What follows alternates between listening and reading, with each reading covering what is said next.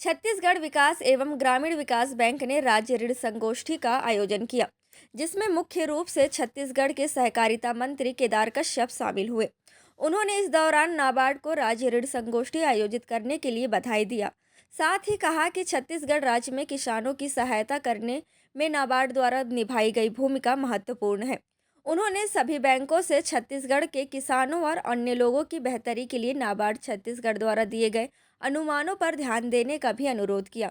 मंत्री ने कहा कि वह चाहते हैं कि नाबार्ड छत्तीसगढ़ के ग्रामीण क्षेत्रों में बैंकिंग की पैठ बढ़ाने के लिए राज्य सरकार के साथ सहयोग करे। उन्होंने बस्तर की सालपी GIE की टैगिंग और छत्तीसगढ़ की पारंपरिक फसलों के मूल्यांकन संवर्धन पर भी विचार विमर्श करने को कहा। वहीं नाबार्ड के मुख्य महाप्रबंधक डॉक्टर ज्ञानेंद्र मणि ने बताया कि नाबार्ड ने वर्ष 2025-26 के लिए छत्तीसगढ़ की प्राथमिकता क्षेत्र के तहत क्रेडिट क्षमता 1.18 लाख करोड़ कर दी गई है।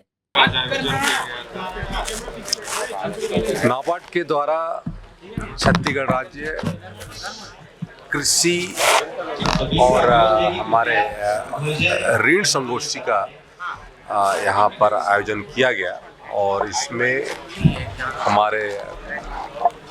CGM ज्ञानेंद्र मणि जी नाबार्ड से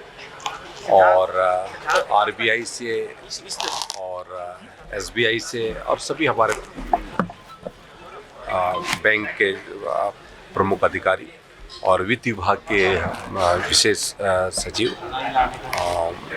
वर्मा मैडम और रजिस्ट्रार हमारे कुलदीप शर्मा जी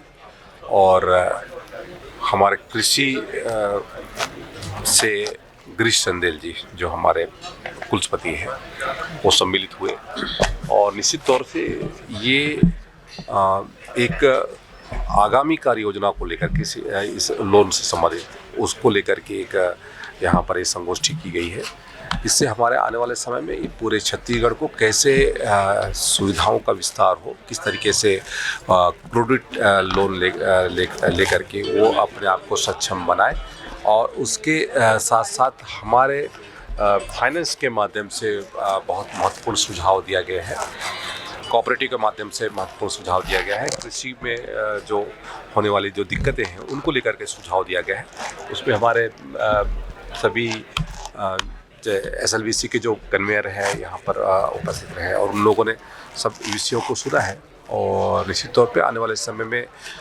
उन सारी बाधाओं को ख़त्म करके सीधा जो बेनिफिट है वो हमारे लोगों तक पहुँचे, ये हम सबकी मंशा है।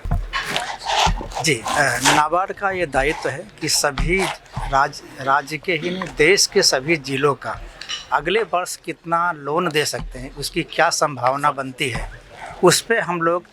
प्रयास करते हैं और बनाते हैं। फिर सभी राज्य क्या करते हैं, सभी राज्य अपने सभी जिलों का जितना संभावना होती है उसको जोड़ करके उसको पूरे राज्य की संभावना में व्यक्त करते हैं, जिसमें कि हम प्रायोरिटी सेक्टर में कितना लोन दे सकते हैं, एग्रीकल्चर कितना दे सकते हैं, MSME कितना दे सकते हैं और दूसरे प्रायोरिटी सेक्टर में। तो आज जो हम लोगों ने ये कार्यक्रम किया है इसका उद्देश्य यही है कि सभी पूरे जितने बैंकर हैं, जितने स्टेक होल्डर हैं, राज्य सरकार है, सभी को ये बताना कि अगले वर्ष इस राज्य में इतनी लोन देने की संभावना है। यानी कि 2025-26 में हमने आकलन किया है कि लगभग 1.18 लाख करोड़ का लोन अगले साल वितरण किया जा सकता है। अब यही जो संभावना व्यक्त की है यही अगले साल सभी SLBC सभी बैंकों के लिए टारगेट बना देगा और सभी राज्यों में और सभी बैंकों के लिए टारगेट रूप में प्रस्तुत कर देगा, जिससे सभी बैंक राज्य सरकार की मदद से उसको पूरा करने की कोशिश करेंगे। नाबार्ड की पूरे कैसे काम